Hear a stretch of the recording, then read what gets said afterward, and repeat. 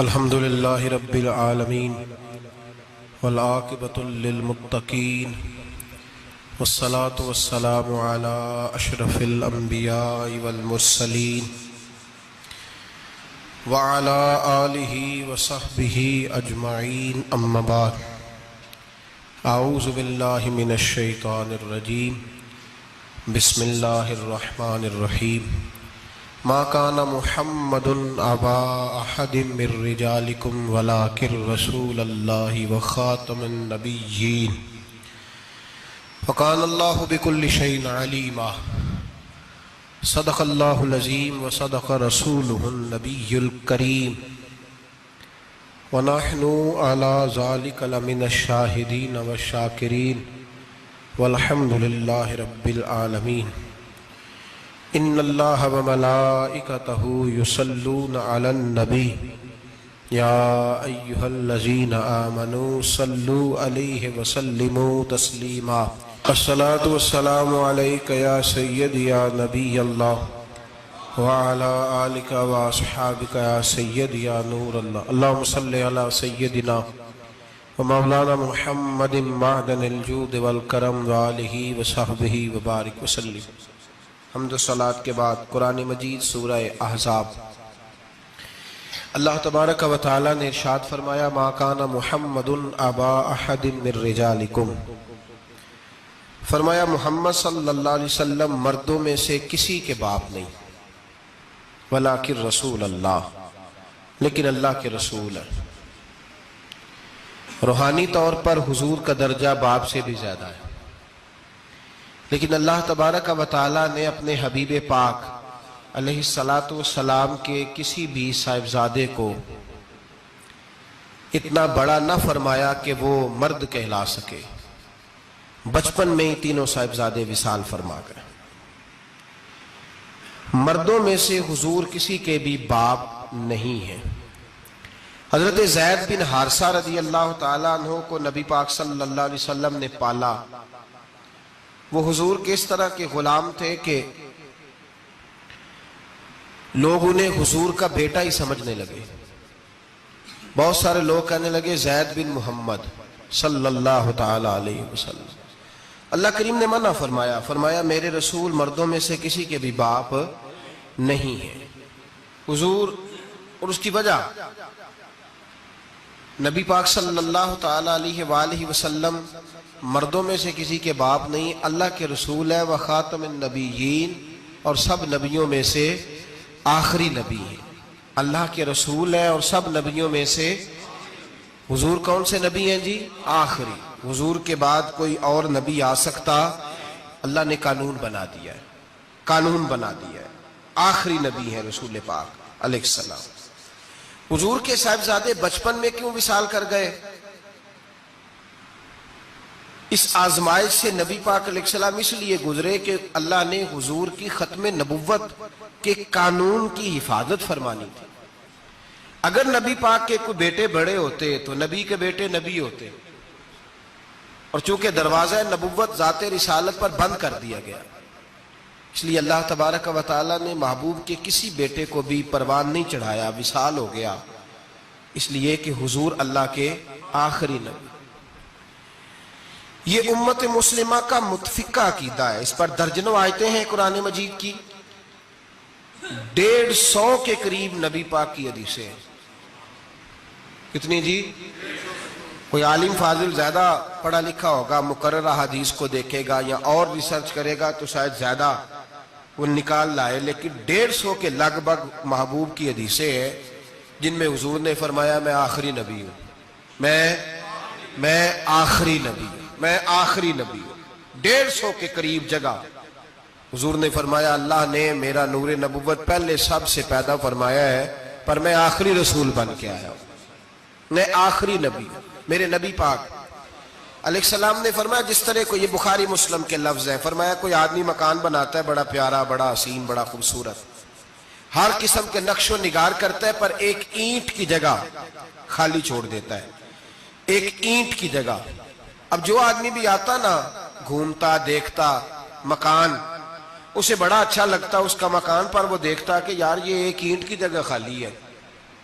اگر کبھی یہ بھی مکمل ہو جائے تو مکان، بات کی سمجھ آ رہی ہے؟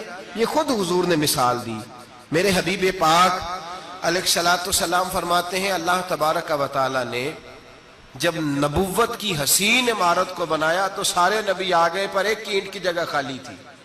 فرمایا میں آیا ہوں تو دیوار مکمل ہو گئی، اب کسی اور کی گنجائش ضرورت ہی نہیں۔ مکمل اکمل کامل دین نبی پاک کا۔ یا رسول اللہ آپ کس کس کے رسول بن کے آئے؟ فرمایا یا ایھا الناس انی رسول اللہ الیکم جمیعا، اے تمام انسانوں میں تم سب کی طرف اللہ کا رسول بن کے آیا۔ قرآن مجید نے کہا میرے نبی پاک صلی اللہ علیہ وسلم صرف انسانوں کے رسول نہیں، وما ارسلناک الا رحمتا للعالمین، جس جس کو اللہ نے بنایا ہے ان سب کے حضور رسول بن کے آئے، سب کے لیے رحمت بن کے آئے۔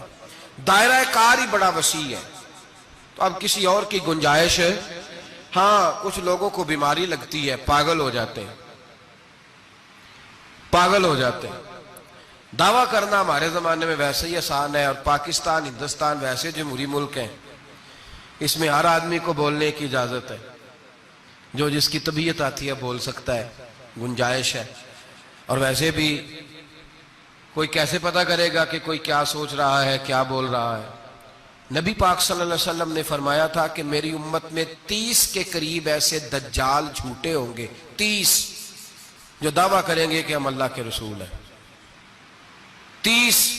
لیکن فرمایا میں آخری نبی ہوں، میرے بعد کوئی نبی آ سکتا، انا خاتم النبیین لا نبی بعدی، میں آخری نبی ہوں، میرے بعد کوئی نبی آ سکتا۔ 30 کے قریب۔ خود نبی پاک علیہ السلام کے زمانے میں 2 بندوں نے دعویٰ کر دیا تھا ہم نبی ہیں، بہت سارے لوگوں نے دعویٰ کیا، اور 1 2 4 نہیں، ابھی چند مہینے پہلے ایک بندے کو پھر دورہ پڑا تھا، بعد میں اس کا معلومات کی تو پتہ چلا نفسیاتی مریض ہے بیچارہ، وہ بھی کہتا تھا میرے پاس وحی آتی ہے۔ بہت سارے لوگوں نے، لیکن ایک بندے نے ذرا منظم ہو کے دعویٰ کیا، اور خود چونکہ وہ انگریز کا وفادار تھا، تابع دار تھا، اور وہ کہتا تھا میرے آنے کے 2 مقصد ہیں، معاذ اللہ اپنے آپ کو نبی کہتا تھا، 2 مقصد ہیں۔ ایک کہتا تھا کہ جو انگریز حکومت کا وفادار نہیں وہ اللہ رسول کا وفادار نہیں، معاذ اللہ۔ پہلا اس کا آنے کا مقصد وہ بیان۔ دوسرا اس کا مقصد یہ تھا، وہ کہا کرتا تھا کہ دین سارا باقی ہے، موجود ہے، قرآن، حدیث، نماز، روزہ، حج، زکوٰۃ، میں معاذ اللہ نبی بن کے آیا ہوں تو صرف ایک کام کرنے آیا ہوں کہ جہاد کوئی نہیں، جہاد نہیں کرنا، کفر کے خلاف لڑنا۔ آپ کو پتہ تو چل گیا ہوگا میں کس کی بات کر رہا ہوں، مرزا غلام احمد قادیانی۔ اس کے ماننے والوں کو مرزئی بھی کہتے ہیں، احمدی بھی کہتے ہیں، قادیانی بھی کہتے ہیں۔ ایک ہوتا ہے کافر، ایک ہوتا ہے مرتد، ان دونوں میں فرق ہے۔ عیسائی، یہودی، سکھ، ہندو یہ کافر ہیں، ان کا اپنا عقیدہ ہے، ٹھیک ہے جو وہ کر رہے ہیں، اسلام کسی پر جبر کا حکم نہیں دیتا، موج کریں، لگے رہے، ہم انہیں دین کی دعوت دیں گے پر ان پر کوئی سختی نہیں کر سکتے۔ ایک مرتد ہوتا ہے جو لبادہ دین کا اڑتا ہے، اپنے آپ کو مسلمان کہتا ہے، قرآن والا کہتا ہے، اسلام والا کہتا ہے، لیکن دین میں رخنا ڈالتا ہے، نیا عقیدہ گھڑتا ہے، وہ مرتد ہے، اس پر سختی کرنے کا حکم ہے۔ مرزائیوں کی مصیبت یہ ہے کہ وہ کہتے ہیں جی ہم قرآن کو بھی مانتے ہیں، ہم اسلام کو بھی مانتے ہیں، ہم نبی پاک صلی اللہ علیہ وسلم کو بھی مانتے ہیں، بس آخری نبی نہیں مانتے، ایک نیا نبی مانتے ہیں، اور پھر رنگ بڑا عجیب دیا، کہتے ہیں ذلی نبی ہے، بروزی۔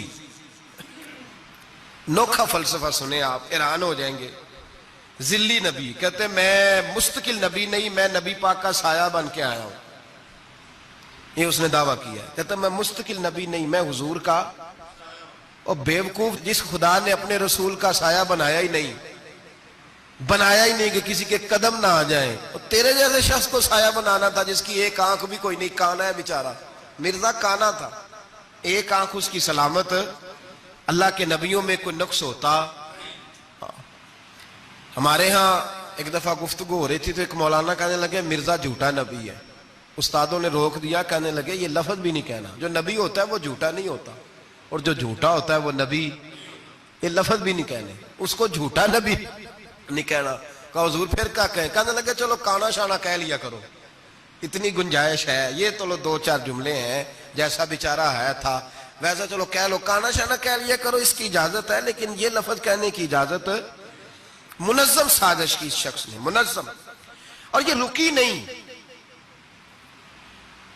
ہماری یونیورسٹیوں کے اندر بہت سارے لیکچرار بھرتی کیے جاتے ہیں جو قادیانی ہیں، مرزائی ہیں، اور آپ حیران ہوں گے یہ بات سن کے کہ یورپ کا ویزا سب سے آسانی سے اس بندے کو ملتا ہے جو کہتا ہے جی میں مرزائی ہو گیا ہوں، مجھے پاکستان میں خطرہ ہے، فٹافٹ بلا لیتے ہیں. تمہاری ان کے ساتھ کیا رشتہ داری ہے جو تمہیں فٹافٹ بلاتے ہیں؟ بتاؤ کیا تعلق ہے جو تمہیں سپورٹ کرتے ہیں؟ مرزا غلام احمد قادیانی نے دعویٰ کیا، پہلے وہ کہنے لگا جی میں محدث ہوں، میں حدیثوں کی تشریح کرتا ہوں. پھر کہنے لگا میں مجدد ہوں، دین کی تجدید کروں گا. پھر آہستہ آہستہ کہنے لگا جی میں امام مہدی بن کے آیا ہوں. لوگ کٹھے ہونے لگے نا، ہمارے لوگ تو دعا کرانے پہ قائل ہو جاتے ہیں، ویسے بھی جو نئی مداری لگائے اس کے بندے جلدی قائل ہو جاتے ہیں. علامہ اقبال نے پنجابی کا، میں خود پنجابی ہوں لیکن اقبال نے پنجابی کا مزاج بیان کیا ہے. پنجابی کا مزاج، اقبال کہتے ہیں پنجابی کا مزاج ہے کہ تحقیق کا پھندہ کوئی سیاد لگا دے، یہ شاخ نشیمن سے اترتا ہے بہت جلد. کہتے ہیں کوئی مداری دکھائے صحیح، اس کا کام ہے فٹافٹ پہنچ جانا. یہ مداریوں کا زمانہ ہے، جو اچھی مداری لگا لے، شور شار اچھا کرے، اس کے گرد لوگ، جو کہے میں نے پھونک ماری تو بندہ چل پڑا، پھونک ماری تو گر گیا، پھر میں نے ایسے کیا تو ایسے ہو گیا. کوئی مداری دکھائے صحیح، مداری کا دور ہے. اس نے بھی مداری لگا لی، میں دعا کرتا ہوں تو فلانا صحیح ہو گیا، میں یہ کرتا ہوں تو کبھی محدث ہو گیا، کبھی وہ مجدد ہو گیا. پھر کہنے لگا میں امام مہدی ہوں. پھر اس نے تھوڑی ترقی کر لی تو کہنے لگا میں مسیح موعود ہوں، وہ جو حضرت عیسیٰ علیہ السلام نے دوبارہ پیدا ہونا تھا تو لہذا میں آ گیا ہوں، معاذ اللہ. پھر آہستہ آہستہ جب اس نے سمجھا نا کہ اب بندے تھوڑے پکے ہو گئے ہیں جو میرے ساتھ ہیں، پھر کہنے لگا نہیں میں ذلی نبی ہوں، بروزی، میں سایہ بن کے آیا ہوں. مرزا غلام احمد قادیانی پشت پناہی اس کو انگریز کی حاصل تھی. کسی شخصی جب حکومتیں سپورٹ کرتی ہیں پھر اس کا آگے بڑھنا بڑا آسان ہو جاتا ہے. اس کی انگریز نے مکمل پشت پناہی کی. اپنے بچوں کو سمجھائیں جو بات عرض کر رہا ہوں. ہمارے اپنے شہروں میں جو معروف سکول ہیں ان کے اندر ایسے ٹیچر بھرتی ہونے لگے ہیں جو قادیانی اور مرزائی ہیں، جو گندے نظریات کے حامل لوگ، جو طرح طرح کی، آپ کو نہیں پتا، ہمیں تو شوق ہی بڑا ہے نا، بچہ ایف ایس سی کرے صحیح، جائے جدھر مرضی، بی ایس سی کرے بس وہ، اور بڑی جلدی لوگ مائل اور قائل ہوتے ہیں. ایک صاحب مجھے کہنے لگے جی اب تو سائنس بھی ماننے لگی ہے اسلام کی ساری باتوں کو. تو میں کیا مانے چاہے نہ مانے، سائنس کے ماننے سے کوئی فرق پڑتا؟ نہیں مانتی سائنس تو نہ مانے، کیا اس میں حرج ہے؟ ایک حکیم صاحب بڑے پرانے بڑے سیانے کہنے لگا جی میں 2-3 امراض کا علاج کرتا ہوں، اس میں ایک کھانسی بھی ہے، چند قطرے شراب کے ڈال کے میں دوائی بناتا ہوں، بندہ ٹھیک ہو جاتا ہے. میں نے کہا آپ کا دماغ ٹھیک نہیں. میرے نبی پاک صلی اللہ علیہ وسلم نے جس چیز کو گند کہا ہے اس میں کبھی شفا ہو سکتی، سارا زمانہ بھی کہے کہ ٹھیک ہو جائے گا تو اس میں شفا ہو سکتی. جو پیشاب سے زیادہ پلید ہے اس میں بھی کبھی شفا ہو سکتی ہے. تو سائنس مانے، حکمت جو مرضی کہے. ڈاکٹر روز کہتے ہیں کزن میرج سے مسائل بنتے ہیں، قریبی رشتہ داروں میں شادی کرنے سے. رسول پاک علیہ الصلوۃ والسلام نے سگے چچا کے بیٹے کے ساتھ حضرت فاطمہ کا نکاح کیا. اگر مسائل بن سکتے ہوتے تو رسول پاک کبھی یہ کام کر سکتے؟ سوال ہی پیدا نہیں ہوتا. روز ڈاکٹر کہتا ہے آپ پتہ کرنے جائیں بیماری کہاں سے لگ گئی، آپ کے خاندان میں تو کسی کو نہیں تھی، فلانے کو تو نہیں تھی، سسرال میں میکے میں. بھئی اللہ کے رسول نے فرمایا بیماری متعدی نہیں ہوتی، ایک کو دوسرے سے لگ سکتی. تو ساری دنیا کے ڈاکٹر کہیں بے شک ہماری طبیعت مان سکتی، ہم کوئی کچے نظریات کے لوگ ہی نہیں. یہاں تو بندے فٹافٹ ایسے ہو جی وہ سنا تھا اس نے کہا تھا. کیا مطلب ہے؟ ساڈے نبی دی زبان ساڈے واسطے قرآن، ساڈے نبی دی زبان ساڈے واسطے قرآن، ختم ہو گئی بات. جو مرضی کو کہتا. پھر عقیدہ مضبوط، زبردست، ایک منٹ کے لیے بھی ہلنے کی ضرورت نہیں۔ مرزا صاحب نے دعوے کر دیے، لوگ کٹھے ہونے لگے، انگریز کی پشت پنائی تھی، اور اس نے سب سے پہلا اٹیک ان لوگوں پہ کیا جو سردار کہلاتے تھے، چودھری کہلاتے تھے، زمیندار تھے۔ غور کریں جو بات سمجھا رہا ہوں۔ اس کا سب سے پہلا الناس والا دین ملوکہم، لوگ اپنے سرداروں کے مذہب پہ ہوتے ہیں۔ مرزے کا سب سے پہلا اٹیک، قادیانیوں کا سب سے پہلا جو حربہ تھا وہ چودھری لوگ تھے، بڑے لوگ، اس لیے کہ اسے پتا تھا کہ ان لوگوں پہ قبضہ جمایا جائے گا تو باقی جو عوام ہے اس کو قریب کرنا آسان ہو جائے۔ بڑے بڑے ذمہ داروں پہ، جگیرداروں پہ، مالداروں پہ، رئیس لوگوں پہ اس نے پھندے ڈالے، قابو کیے، اور ایک جمعیت تیار کر لی۔ پھر جب لوگ کٹھے ہو گئے اور اس نے دعویٰ کر دیا کہ میں نبی ہوں، علماء نے اس کو کئی دفعہ بلایا، حضرت پیر میرے علی شاہ صاحب رحمت اللہ علیہ، پیر صاحب نے فرمایا کسی میدان میں سامنا تو کر، گفتگو تو کر، پر وہ سامنے آنے کو تیار۔ امیر ملت پیر جماعت علی شاہ صاحب محدث علی پوری رحمت اللہ علیہ فرمایا سامنے تو آنا کہیں، سامنے تو آ تو صحیح۔ حضرت حجت الاسلام مولانا حامد رضا خان صاحب رحمت اللہ تعالی علیہ حضرت کے صاحبزادے فرمانے لگے تو ایسا بے ایمان ہے، سامنے کیوں نہیں آتا، باہر تو نکلنا، آ تو صحیح۔ ہم تو اس رسول کے ماننے والے ہیں جو ہر میدان میں سامنے آ جاتے تھے، ہر میدان میں، ہر میدان میں، لیکن نا نبی دنیا میں تبلیغ کرنے آتے ہیں، کشتی کرنے نہیں آتے۔ مولانا حامد رضا صاحب نے وزیر خان مسجد میں تقریر کی، اعلیٰ حضرت کے شہزادے تو فرمانے لگے ہم تو اس رسول کے ماننے والے جو ہر میدان میں سامنے رہے۔ نبی پاک باہر نکلے تو رکانہ پہلوان بکریاں چرا رہا تھا، کھیت میں تھا، کہنے لگا میں نبی تب مانوں گا جب میرے ساتھ کشتی کریں گے۔ حضرت بلال حبشی رضی اللہ تعالیٰ عنہ فرماتے ہیں کہ حضور کا مزاج نرم و نازک تھا، ہاتھ پھول سے زیادہ نرم ہوتے تھے، کستوری سے زیادہ خوشبودار ہوتے تھے، نرم و نازک وجود تھا، مکھی نہیں بیٹھتی تھی۔ جب اس نے یہ بات کی تو میرا دل کیا میں آگے بڑھ کے کہوں تو بیوقوف ہے، کبھی کشتیوں کے ساتھ بھی تبلیغ ہوئی ہے، بیوقوف ہے تو؟ کہتے ہو، کہنے لگا جی میرے ساتھ تو سینکڑوں لوگ آئے، کوئی مجھے گرا نہیں سکا، اگر آپ گرا دے تو میں کلمہ پڑھ لوں گا۔ کہتے رسول پاک نے آستینیں چڑھائی، فرمایا چل آجا کشتی کر لیتے، تو آ صحیح میدان میں نکل۔ میرے رسول پاک نے آستین چڑھائی، تامت مبارک کو سمیٹا، فرمایا چل آجا آجا۔ ہر میدان میں رسول پاک تشریف لائے، نبی پاک سامنے ہوئے، حضور نے اس کو داؤ لگانے کا موقع دیا، کبھی ٹانگوں کی طرف بھاگتا، کبھی پیچھے آتا، کبھی دائیں۔ جب بھاگ بھاگ کے حضرت بلال کہتا وہ بھاگ رہا تھا، حضور مسکرا رہے تھے، سبحان اللہ۔ نبی پاک کیا بات ہے، سرکار ہنس رہے تھے کہ چل چل یار ٹھیک ہے، بھاگ دوڑ لے۔ جب بھاگ دوڑ لیا تو میرے نبی پاک نے بازو سے پکڑا، 2-3 دفعہ لایا تو زمین پہ گر گیا۔ حضور نے پکڑ کے اٹھایا، فرمایا میں صرف گرانے نہیں آیا، میں تو اٹھانے آیا ہوں۔ کھڑا کیا تو کہنے لگا نہیں آپ نے تو مجھے موقع ہی نہیں دیا۔ تو حضور نے فرمایا دیر کوئی نہیں ہوئی، تو دوبارہ آ جا، کوئی عرض نہیں، آ جا دوبارہ سے۔ دوبارہ آیا تو میرے حبیب نے 2 دفعہ ہلایا تو پھر جا گرا، کہنے لگا نہیں ابھی بھی میں سنبھل نہیں سکا تھا۔ فرمایا کوئی عرض نہیں، یہ کوئی ایسا معاملہ ہے، تو دوبارہ آ جا۔ اب کہ جب آیا نا تو حضرت بلال کہتے ہیں وہ دستے مبارک جن کو میں تھامتا تھا تو لگتا تھا پھول تھام لیے ہیں، ان ہاتھوں سے حضور نے اٹھا کے فضا میں بلند کیا، اور حضور نے دھڑام سے زمین پہ گرایا تو کلمہ پڑھتا ہوا کھڑا ہوا، کہنے لگا اے محبوبہ جو تیرے ہاتھ میں طاقت ہے وہ تیری نہیں، وہ خدائی طاقت ہے، وہ خدائی طاقت ہے، خدائی۔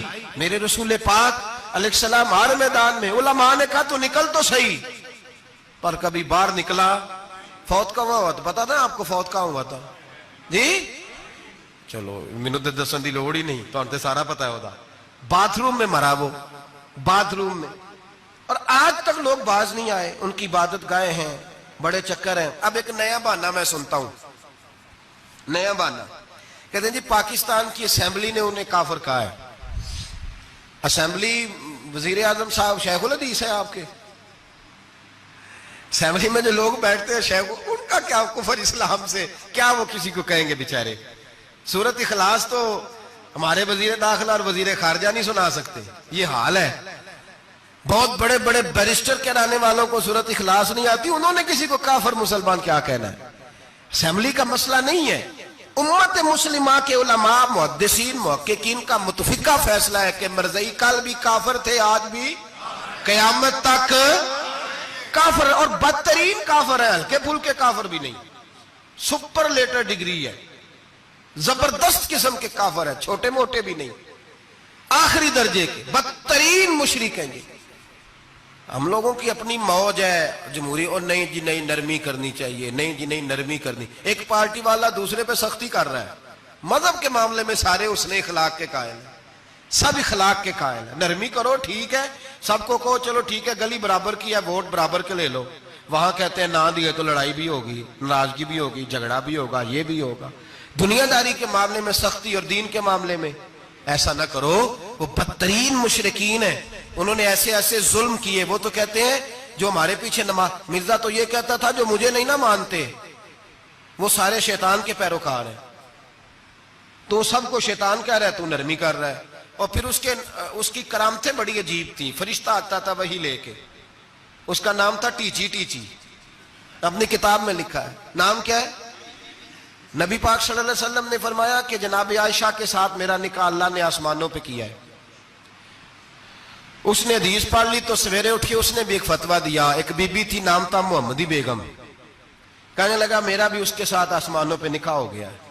پھر ساری زندگی محمدی بیگم کی منتیں ہی کرتا رہا، اس نے کہا میں نے نہیں کرنا تیرے بے ایمان کے ساتھ نکاح، کیسا آسمانوں پہ نکاح ہوا تھا، پھر زمین پہ ہو سکا؟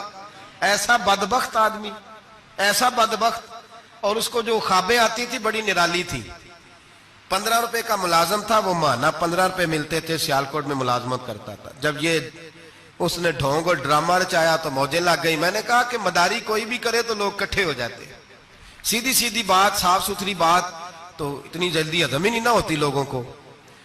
تو اس نے جب وہ کہتا ہے مجھے خواب آئی ہے، خواب کیا آئی ہے؟ کہتا وہ میرے پاس کوئی آنے والا آیا تو مجھے ہزاروں روپے دے گیا ہے۔ جب بھی اس کو خواب آئی کوئی ہزاروں روپے کی آئی، دولت کی آئی۔ ملا رومی نے بڑی پیاری بات لکھی ہے، ملا رومی کہتے ہیں کہ ایک بادشاہ تھا تو اس کے زمانے میں ایک بندے نے نا نبوت کا دعویٰ کر دیا، اس نے کہا میں بھی نبی ہوں، معاذ اللہ ثم معاذ اللہ۔ بادشاہ بڑا سمجھدار تھا، سیانہ بندہ تھا، اس نے کہا اس کا پس منظر تو پتا کرو، کوئی پاگل تو نہیں، کوئی گھر میں جھگڑا تو نہیں رہتا، اس کا بھوک کا ستایا ہوا تو نہیں، کیونکہ اس طرح کے بندے مختلف دعوے کرتے پھرتے ہیں۔ پتہ کیا، معلومات کی، تو لوگوں نے آ کے بادشاہ کو بتایا کہ نا کچھ نہیں نا تو 15 دن اس کو روٹی نہیں ملتی بیچارے کو، بڑے کاروبار کی ہے، چمکا کوئی نہیں، تو اس نے کہا چلو یہ والا کام کرتے ہیں، مشہور تو ہو جائیں گے نا، بدنام جو ہوں گے تو کیا نام نہ ہوگا۔ بادشاہ نے کہا چلو ٹھیک ہے بلاؤ، اس کو بلایا تو بادشاہ کہنے لگا اس کو باورچی خانے میں لے جاؤ اور جتنے کھانے پک سکتے ہیں نا پکا کے اس کے سامنے رکھو، صبح شام اسے روٹی کھلاؤ۔ 15 دن نہ 2 ہفتے بڑا خوب کھانا کھلایا اس کو، زبردست اچھی طرح سے سیر ہو کے روٹی کھلائی۔ تو ملا رومی کہتے ہیں 15ویں دن باہر نکالا، بادشاہ کے سامنے پیش کیا تو بادشاہ کہنے لگا او معاذ اللہ دعویٰ کرنے والے کہ میں نبی ہوں، کوئی نیا پیغام آیا تیرے پاس کہ نہیں، کوئی نیا الہام، کوئی نیا پیغام؟ کہنے لگا جی بالکل آیا ہے۔ نے کہا سنا؟ کہنے لگا میرے پاس نیا پیغام آیا ہے کہ تو جہاں پہنچ گیا یہاں سے نکلنا نہیں، اب تو نے یہیں رہنا ہے، یہ مجھے حکم ہوا ہے، لہذا اگر تو حکم عدولی کرے گا تو نافرمان ہو جائے گا۔ تو اس نے کہا ٹھیک ہے میں تیری بات سمجھ گیا ہوں، روٹی تو یہ 3 وقت ملا کرے گی لیکن تو گھر جا کے رہے۔ آج کے بعد اس طرح کا کوئی دعویٰ، پیٹ کے ہاتھوں مجبور ہو کے لوگ دعوے کرتے ہیں، اور پھر جو ان کے ساتھ ہوتے ہیں نا وہ بھی بہت سارے پیٹ کے ہاتھوں مجبور ہوتے ہیں، تنخواہیں لگ جاتی ہیں، اور جب کسی کی تنخواہ لگ جاتی ہے پھر پراپوگنڈا کرنا اس کی ذمہ داری ہوتی ہے، شور کرنا ذمہ داری، رائے عامہ ہموار کرنا اس کی ڈیوٹی ہوتی ہے۔ مرزے نے بہت سارے لوگ بطور تنخواہ دار وہاں رکھے، پھر یہ تحریک چلی، 1 2 4 نہیں، درجنوں لوگ اس میں شہید ہوئے، جگہ جگہ رسول اللہ کے غلاموں نے صلی اللہ، اور بڑی ذمہ داری سے بات کہہ رہا ہوں، بڑی ذمہ داری سے، دین کی کوئی تحریک چلتی ہے تو نہ سیاستدان نکلتا ہے، نہ جاگیردار، نہ سیاستدان، نہ وڈیرا، نہ کوئی اور، الا ماشاءاللہ۔ دین کی تحریک چلتی ہے تو نہ یہ لاکھ روپیہ لینے والے نعت خواں باہر نکلتے ہیں، نہ جو بڑی گدیوں پہ جدی پشتی پیر بیٹھے ہیں وہ باہر آتے ہیں، وہ علماء اور مشائخ جن کا دین سے رشتہ ہے۔ اگر پیر جماعت علی شاہ صاحب نکلے تو خالی پیر نہیں تھے، عالم دین بھی تھے، اگر پیر میرے علی شاہ صاحب نکلے تو خالی پیر نہیں، بہت بڑے عالم تھے. حجت الاسلام نکلے تو خالی پیر نہیں، عالم تھے. یہ علماء نکلتے ہیں مار کھاتے ہیں. ایک عالم نے مار نہیں کھائی، دو نے نہیں کھائی، درجنوں نے کھائی، ہزاروں اور سینکڑوں نے کھائی. علماء نے قربانیاں دیں، جیلوں میں بند ہوئے. علامہ محمود رضوی صاحب رحمت اللہ تعالی علیہ کو پکڑ کے لاہور کے قلعے میں بند کیا گیا، اور انگریز نے اس قدر سخت سزا دی کہ علامہ کو باندھ کے ختم نبوت کی تحریک چلانے کے جرم میں الٹا لٹکا کے تو نیچے توڑی ڈال کے اور چیزیں ڈال کے دھواں جلا دیا گیا. ان کے ناک میں دھواں جاتا تھا. ساری زندگی دمے کے مریض رہے، دو تین باتیں بھی کھول کے نہیں کر پاتے تھے. اس قدر زیادہ اذیت دی گئی علماء کو، اس قدر زیادہ. علامہ عبدالحمد بدایونی رحمت اللہ تعالی علیہ فرماتے ہیں کاٹنے والے جانور ہماری شلواروں میں ڈال کے نیچے سے باندھ دیا جاتا تھا.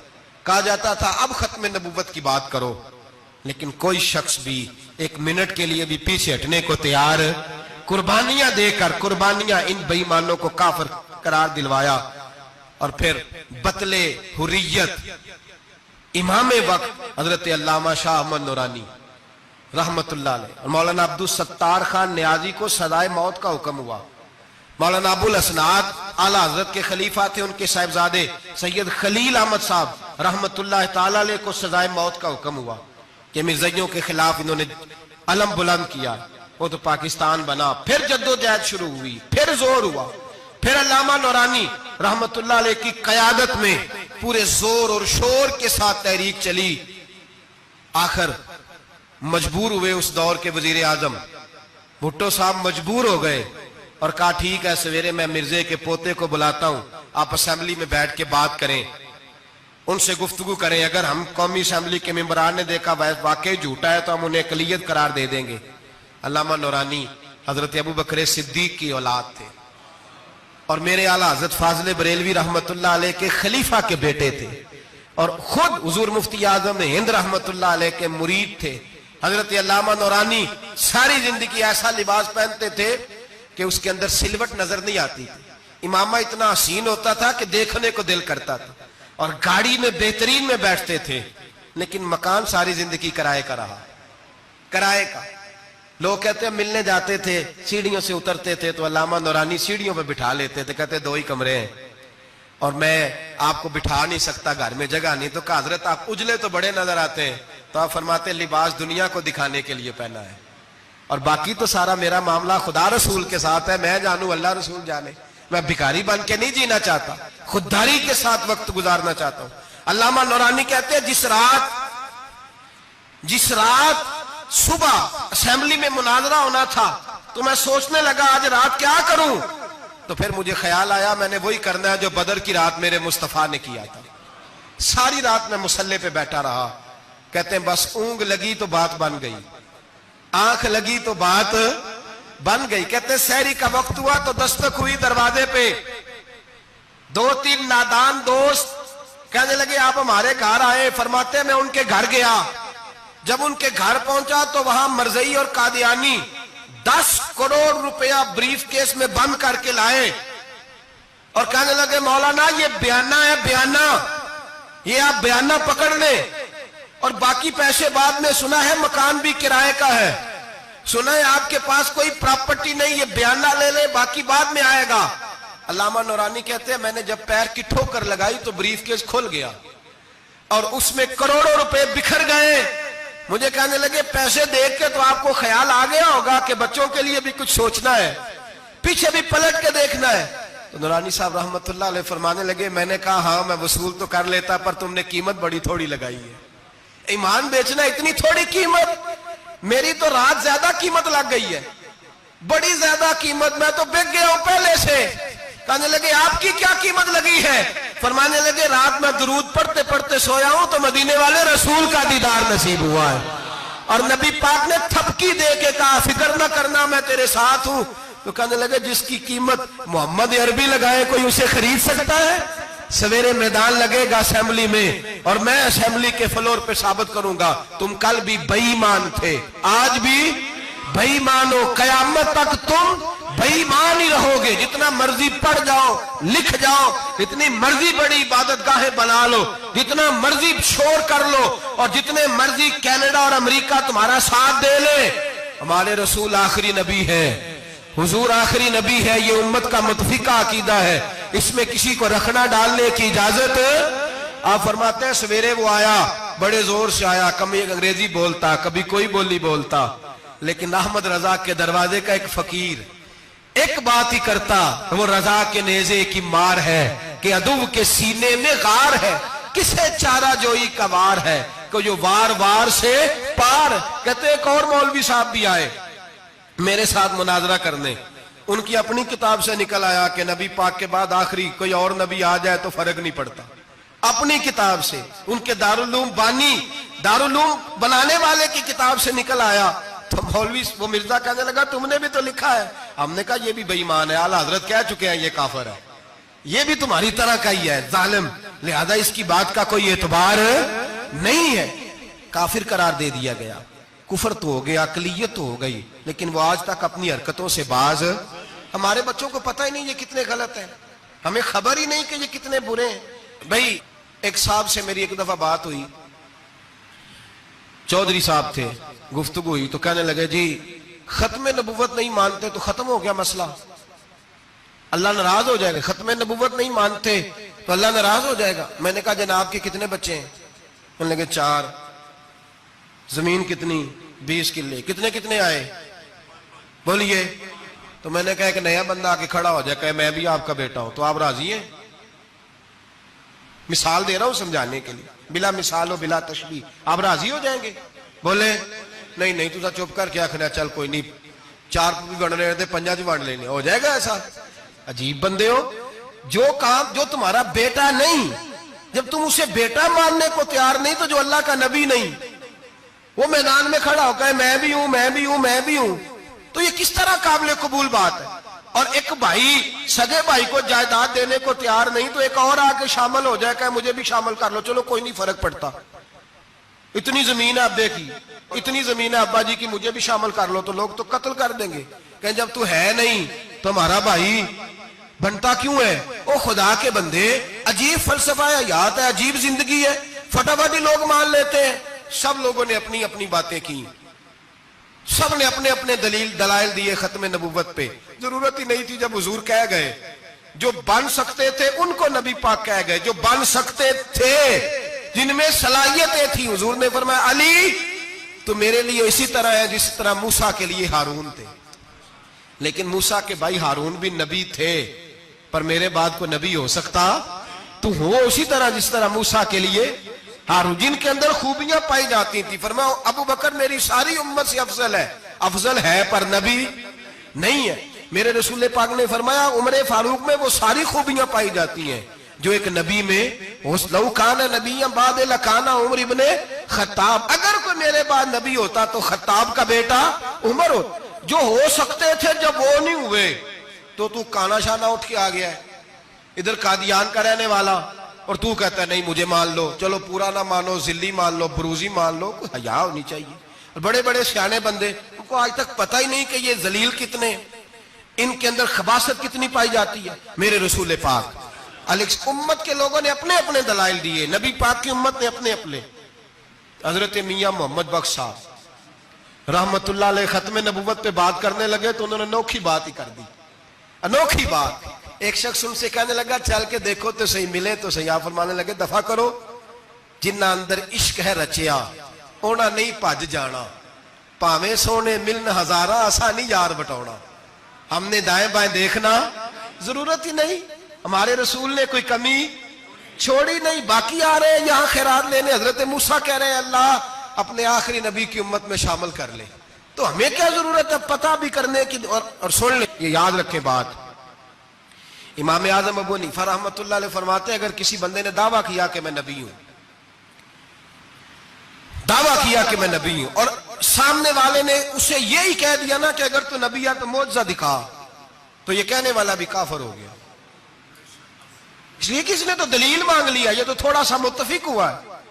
تماشا دیکھنے کے لیے بھی اگر کہا نا کہ اگر تو نبی ہے تو دلیل لا، کوئی معجزہ، تو یہ لفظ کہنے والا بھی بولیے دائرہ اسلام سے کیوں مانگی تو نے دلیل؟ کیا ضرورت پڑی تھی؟ کیوں تو نے ایسا کہا؟ اتنا متفقہ عقیدہ ہے کہ تو مانگ تو یہ بھی نہیں کہہ سکتا کہ چل کچھ کر کے دکھا، یہ بھی تیرے لیے جائز ہے۔ صوفیاء کہتے ہیں تو نے سوچ کیسے لیا؟ طریقت کے اندر تو غیر کی مداخلت قابل قبول۔ اللہ نے توحید کا ہر جگہ خیال رکھا، رسالت کی وحدانیت کا ہر جگہ خیال رکھا۔ اللہ ایک، قرآن ایک، اسلام، نبی ایک، باپ، استاد، کوئی کسی قسم کی مداخلت کی ضرورت کیسے لوگ مداخلت کر لیتے ہیں؟ فٹافٹ حضرت پیر سید مہر علی شاہ صاحب گولڑوی رحمت اللہ، حضرت خواجہ شمس العارفین سیالوی رحمت اللہ علیہ کے پاس پڑھا کرتے تھے، تدریس ہوتی تھی، خواجہ صاحبوں کو بٹھا کے درس تصوف، درس قرآن، درس حدیث دیتے تھے۔ یوں بیٹھے ہیں، گفتگو ہو رہی ہے، پڑھایا جا رہا ہے، ایک بڑے نورانی چہرے والے خوبصورت بزرگ اندر آئے، بڑی تازگی، بڑا پیار، بڑی مٹھاس ان کے آنے میں۔ جب وہ آئے تو حضرت شمس العارفین اٹھ کے ملے، ماتھا چوما، پیار ہوا، 2-3 منٹ گفتگو ہوئی تو گفتگو میں بڑی نورانیت، بڑی خوبصورتی، بڑی رانائی، بڑی ٹھنڈک ملی دونوں بزرگوں کی ملاقات سے۔ چند لمحوں کے بعد، تھوڑی دیر گفتگو کے بعد وہ بزرگ اٹھے باہر نکل گئے۔ حضرت شمس العارفین مریدوں پہ نظر ڈالی، فرمانے لگے تمہیں پتہ ہے یہ کون تھا؟ شاگردوں جانتے ہو کون تھا؟ کہا حضور نہیں۔ فرمایا خضر علیہ السلام تھے، مجھ سے ملنے آتے ہیں اکثر، اور ابھی گلی میں ہوں گے، کسی نے ملنا ہے تو مل لو۔ دوڑ کے گئے سارے لوگ ملاقات کرنے، بھاگے گئے۔ پیر میر علی شاہ صاحب بیٹھے ہیں، آپ نے فرمایا میر علی تم نے نہیں ملنا؟ کہنے لگے حضور نہیں۔ فرمایا کیوں؟ کہنے لگے حضور میں اسے نہ ملوں جسے خضر بھی ملنے آتا ہے، اسے نہ ملوں جس سے وہ ملنے آتا ہے، میں نے کیا کرنا ہے ان سے مل کے؟ آپ سے ملوں گا جن سے حضرت خضر بھی ملنے آتی ہیں۔ جنہ تنا وچ عشق ہے رچیا اونا نہیں پج جانا، پانے پاویں سونے ملن ہزاراں، اسا نہیں یار بٹاؤنا، ضرورت ہی نہیں۔ ایسے حسین محبوب کے بعد کسی اور جگہ نظر جمانے کی طبیعت ضرورت نہیں، توجہ نہیں، خیال نہیں۔ جس نے یہ پوچھ بھی لیا کہ تو بتا، کوئی معجزہ دکھا، وہ بھی دائرہ اسلام سے نبی پاک صلی اللہ علیہ وسلم کے زمانے میں حضور نے خود فرمایا تھا 30 کے قریب لوگ ہوں گے جو دعویٰ کریں گے ہم نبی ہیں۔ فرمایا دجال ہوں گے، کذاب ہوں گے جو دعویٰ کریں گے۔ ایک بندے نے تو حضور کی ظاہری حیات میں دعویٰ کر دیا، مسلمہ اس کا نام تھا، 150 سال کے قریب عمر پائی اس نے، اور بہت سارے اس کے ماننے والے اسی لیے ماننے لگے کہ عمر بڑی لمبی ہے۔ معاذ اللہ تعالیٰ، لوگوں کا اپنا اپنا مزاج ہے نا، ماننے کا اپنا اپنا مزاج ہے۔ ایک اس سے کانا آدمی دعا کرانے آیا، ایک آنکھ سے کانا تھا، اس نے دعا کرائی تو دونوں آنکھوں سے اندھا ہو گیا، دونوں آنکھوں سے۔ اللہ نے اسے سزا دی تو ایک ماننے والا کہنے لگا فٹافٹ مان جاؤ، ورنہ جو اس کی نہ مانے پورا اندھا ہو جاتا ہے۔ ماننے والوں کا اپنا انداز ہے نا۔ ایک لنگڑا آیا، ایک ٹانگ سے لنگڑا کے چلتا تھا، مسلمہ سے دعا کرانے آیا تو دوسری بھی ضائع ہو گئی، یہ اس کا حال تھا۔ پر ماننے والوں کا کیا کیا جائے؟ ماننے والے جس کو مرضی ماننے لگتے ہیں، نفسیاتی طور پر لوگ کمزور ہو جاتے ہیں۔ مسلمہ نے نبی پاک صلی اللہ علیہ وسلم کو خط لکھا، کہنے لگا حضور کے زمانہ مبارکہ میں، اور کچھ حدیثیں ایسی بھی ملتی ہیں جس سے یہ ثابت ہوتا ہے کہ اس کی حضور سے ملاقات بھی ہوئی، سامنے کچھ بول نہ سکا، جا کے خط لکھا، کہنے لگا کہ آپ میرے ساتھ معاہدہ کر لیں، جب تک آپ حیات ظاہری میں آپ نبی، اور جب آپ کا وصال ہو جائے تو میں نبی، یا یہ معاہدہ کر لیں کہ آدھے عرب کے آپ نبی اور آدھے کا میں نبی۔ معاذ اللہ، اس نے یہ خط لکھا۔ نبی پاک نے جواب لکھا، فرمایا میں تو اللہ کا رسول ہوں، تو کذاب ہے، تو کذاب ہے، جھوٹا ہے۔ لوگ ایک اور بھی، میں ایک دن آرٹیکل پڑھ رہا تھا، کہنے لگے جی مرزے کے اب بڑے ماننے والے ہیں، اس کو کذاب نہیں کہنا چاہیے، ان کو دکھ ہوتا ہے، جو جھوٹ بولے اسے جھوٹا نہیں کہنا چاہیے۔ تو تھی بول دے کیوں نہیں؟ تو اڈا کی پروگرام ہے، کہنا چاہیے کہ نہیں کہنا چاہیے؟ یہ ثواب ہوگا، اس لیے کہ جو نبوت کا دوچا دعویٰ کرے اس کو نبی پاک نے جھوٹا کہا ہے۔ حضور نے فرمایا تو کذاب ہے، کیا کہا ہے؟ تو آنے ثواب ہوئے گا، آنکھوں گے تھے، کیا کہا ہے؟ کذاب۔ تو اس کو کذاب کہنا نبی پاک کی کیا کیے نا، پھر جی وہ منن والے تکلیف ہوندی تو میں کہا پئی ہوئے، وہ کذاب ہے، لہذا ہمیشہ کذاب ہی رہے گا۔ جب حضور نے کہا ہے جو دعویٰ کرے نبوت کا وہ کیا ہے، تو لہذا کذاب ہی رہے گا۔ حضور نے لکھا کذاب، جب نبی پاک نے کذاب لکھا نا خط میں، کون لے کے جائے گا؟ اب اس کے دربار میں جانا ہے، حالات بڑے خطرناک ہیں، اس کے گرد بندے بھی ہیں اور اس کے گھر جانا ہے، مشکل مرحلہ ہے۔ ایک صحابی تھے چھابڑی فروش، سر کے اوپر رکھ کے نا ٹوکرا، تو مدینے کی گلیوں میں کھجوریں بیچتے، 11-12 بچوں کے باپ تھے، کون جائے گا؟ اور جسمانی طور پہ بھی کمزور تھے، فٹافٹ اٹھے، کھجور کھا رہے تھے، ہاتھ کھڑا کر کے کہا حضور کسی اور کی ڈیوٹی نہ لگانا، میں جاؤں گا۔ جب یہ لفظ کہے تو ان کے منہ سے کھجور کے ٹکڑے گرے صحابہ کے چہروں پر۔ ایک صحابی کہنے لگے پہلے کھجور تو کھا لے، بڑی تجھے جلدی ہے بولنے کی، کھا تو لے۔ کہنے لگے اگر میرے کھاتے کھاتے ڈیوٹی کسی اور کی لگ گئی تو، کسی اور کی لگ گئی تو کیا کروں گا، جلدی ہے مجھے۔ حضور سید عالم صلی اللہ علیہ وسلم نے نا اپنا نیزہ دیا، گھوڑا دیا، فرمایا ذرا ڈٹ کے جانا، اس کے گھر جانا ہے۔ کہا محبوبہ فکر ہی نہ کرے، فکر نہ کرے۔ صحابہ کہتے ہیں اس طرح وہ نکلا جیسے کوئی جرنیل نکلتا ہے، اس کا انداز ہی بدل گیا، اس کے طور طریقے ہی بدل گئے، وہ یوں نکلے جیسے کوئی بڑا دلیر آدمی جا۔ حضور نے بھیجا ہے نا، نبی پاک نے بھیجا ہے نا، انداز ہی بدل گئے، طریقے ہی بدل گئے۔ مسلمہ کے دربار میں گئے، وہاں ایک شخص جو بعد میں مسلمان ہوا، وہ بتلاتا ہے کہ جب حضرت حبیب بن زید پہنچے نا تو نیزہ ہاتھ میں تھا، زور سے گاڑا جا کے اس کے دربار میں، زور سے گاڑ دیا زمین پہ۔ مسلمان نظر، کون ہو؟ آپ فرمانے لگے تجھے چہرہ دیکھ کے نہیں پتا چلا میں رسول اللہ کا نوکر ہوں؟ ہمارے تو چہرے بتاتے ہیں ہم رسول والے ہیں، ہمارے تو چہرے بتاتے ہیں نبی پاک والے، تجھے پتا نہیں چلا کون ہوں؟ کیسے آئے ہو؟ فرمایا یہ تیرے خط کا جواب لایا ہوں۔ بادشاہوں کا طریقہ یہ تھا کہ خط خود نہیں پڑھتے تھے، ساتھ ایک بندہ کھڑا ہوتا تھا، وہ خط پڑھتا تھا۔ مسلمان نے اس کو خط دیا، پڑھو۔ جب اس نے خط پڑھا تو لکھا تھا تو کذاب ہے۔ اب سب نے سن لیا، اکیلے میں ہوتا تو چلو بات اور تھی، سن لیا سب نے، آگ بگولا ہو گیا، آنکھیں سرخ ہو گئی، جلال برسانے لگا۔ اب اور تو کچھ نہ ہوا، سامنے حضرت حبیب کھڑے تھے، اٹھا تلوار لے کے کہنے لگا تیرے نبی نے مجھے کذاب کہا ہے، تیرا کیا خیال ہے؟ مانے لگے خیال والی بات ہی کوئی نہیں، جسے نبی پاک کذاب کہے وہ ہوتا ہی کذاب ہے، جسے حضور جھوٹا کہے وہ ہوتا ہی۔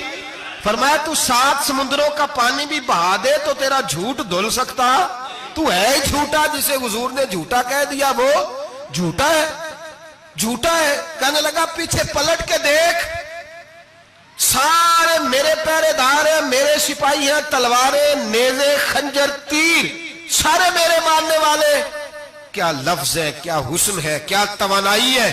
حضرت حبیب بن زید فرمانے لگے میرے 12 بچے ہیں، ان میں سے کچھ ایسے ہیں جو دودھ پیتے ہیں، کچھ ایسے ہیں جو ابھی چل نہیں پائے۔ میں جب رسول اللہ کا پیغام لے کے نکلا تھا تو میں نے پلٹ کے بچے نہیں دیکھے تو تیرے پہرے دار کیسے دیکھ لوں؟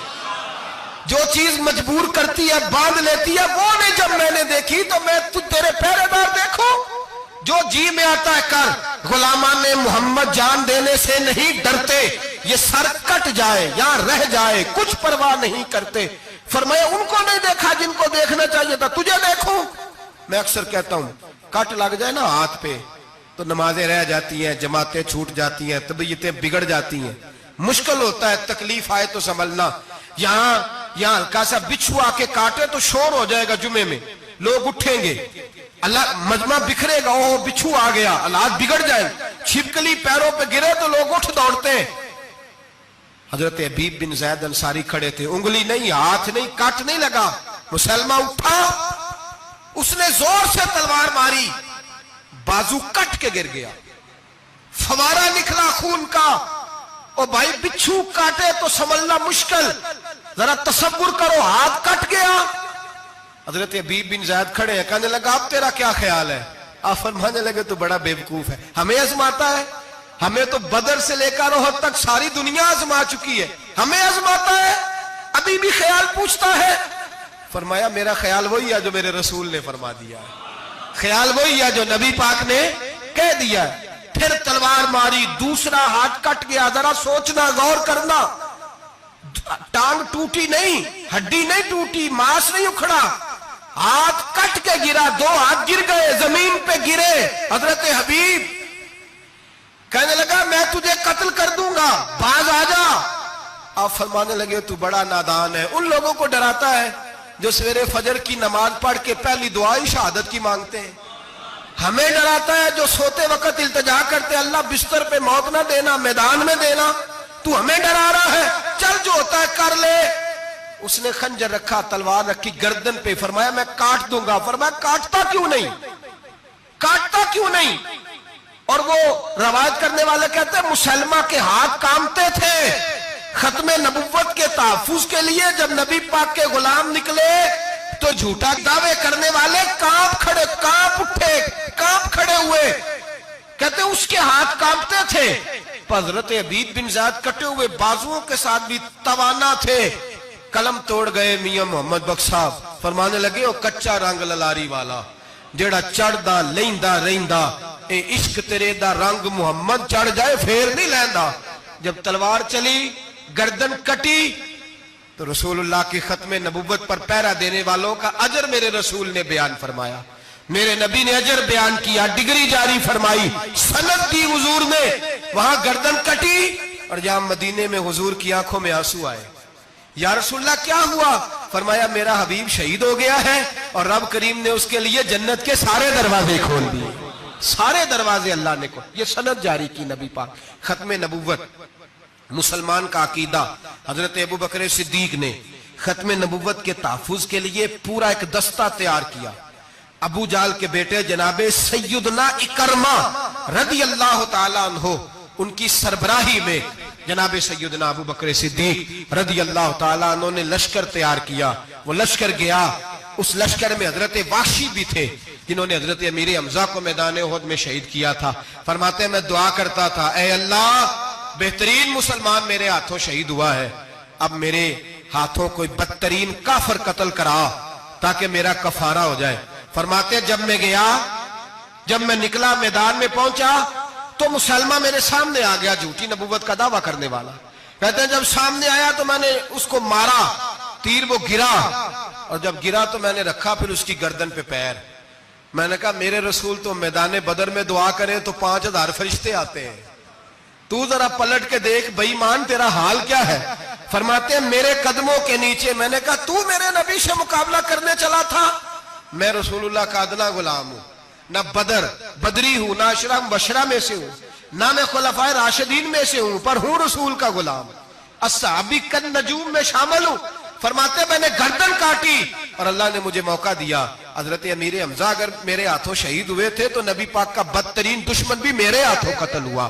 ختم نبوت کا تحفظ ہر دور میں ہر جگہ صحابہ کرتے رہے۔ ہم بچوں کو کچھ نہیں سکھا پا رہے، ہمارے بچے لا بلد ہیں دینی تعلیمات سے، ہم یہ شعور دے کے بھیجتے ہی نہیں کہ بیٹا جو اس طرح کی ذرا بھی بات کرے اس کا ذکر کرنا بتانا۔ قادیانی، مرزائی، کسی جگہ یہ اپنے آپ کو احمدی کہتے ہیں، کسی جگہ کوئی اور روپ دھارتے ہیں۔ ایک ان کا گروپ اب لاہوری کہلاتا ہے، وہ کہتا ہے جی ہم اسے سارا کچھ مانتے ہیں پر نبی نہیں مانتے۔ ہم نے کہا تم بھی تو بے ایمان ہو نا، کافر کو تو مان رہے ہو نا، چاہے مجدد بھی مانو مفسر بھی مانو، مان تو ایک بے ایمان کو رہے ہو نا، کافر کو کافر ماننا ضروری ہے۔ اللہ نے کہا کل یا ایھا الکافرون، اللہ نے کافر کو کافر کہا ہے تو کافر کو کافر ماننا یہ ضروریات دین کا حصہ ہے۔ تو لہٰذا اپنی اولادوں کو، نسلوں کو، آنے والے طبقات کو، بالخصوص کالجز میں، یونیورسٹیز میں اور ان جگہوں پہ جو لوگ تعلیم حاصل کرنے جاتے ہیں ان بچوں کو خاص کر کے سمجھائیں، ان پر خاص دھیان دیں، توجہ کریں کہ وہ بچے ان چیزوں سے باز آئیں، پرہیز کریں۔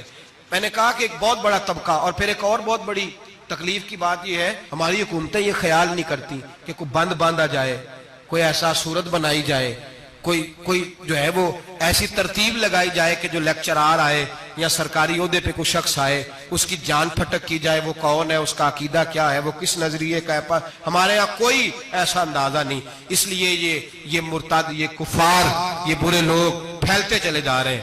اپنی صفوں کے اندر ان لوگوں کو تلاش کریں۔ اور پھر ایک اور بات یاد رکھیں، کفر سے جب بیزاری ہوتی ہے نا، ان لوگوں کو احساس ہوتا ہے کہ ہم غلط ہیں، ہمارے ساتھ اظہار بیزاری ہے۔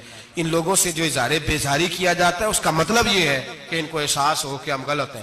اور بہت سارے لوگ بس ایسے ہی ان کے پیچھے لگ گئے بلا وجہ، دیکھا دیکھی، دوستوں کی وجہ سے، ان کو پتہ ہی نہیں کہ یہ کتنے برے ہیں۔ اللہ کی بارگاہ میں یہ دعا کرتے ہیں کہ اللہ تعالیٰ ہماری آنے والی نسلوں کو ان برے اثرات سے محفوظ رکھے، اور اللہ تبارک و تعالی ہمیں حضور کے ختم نبوت کے عقیدے پر پختگی عطا فرمائے، ہمیشہ مدحت خیر الانام میں گزرے۔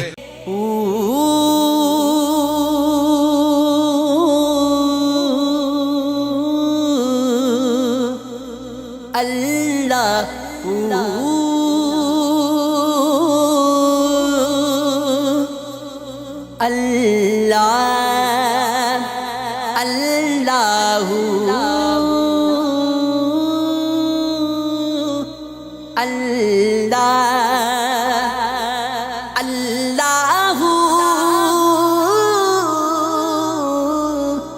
اللہ اللہ